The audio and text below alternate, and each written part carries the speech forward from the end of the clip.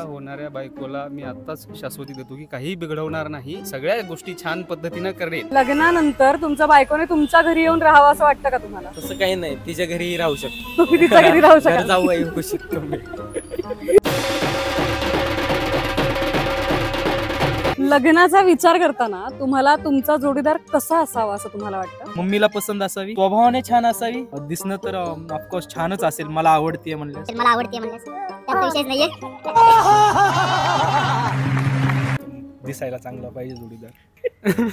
तुम्हारे मन में भी विचार दोघांचे जुळले पाहिजे. I am sorry बाबू. दुसरं असं की एकमेकांचा आदर केला पाहिजे. I am sorry बाबू. एकमेकांना समजून घेता आलं पाहिजे. I am sorry बाबू. लग्नानंतर तू मुलाच्या घरी राहशील का? हा प्रश्न थोडक्यात मला वाटतं चुकीचाच आहे. खत्म, bye bye, tata, good bye, गया.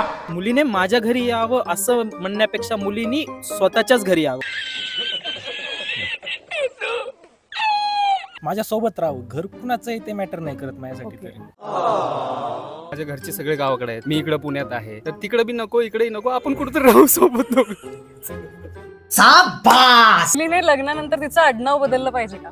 तुम्हाला घ्यायचं असेल तर घ्या, पुढच्याचं नाव नाही तर तो पण तुमचं घेऊ शकतो. नाही अच्छा, ओके, तो पण घेऊ. तू घेशील तुझ्या बायकोचं आडनाव?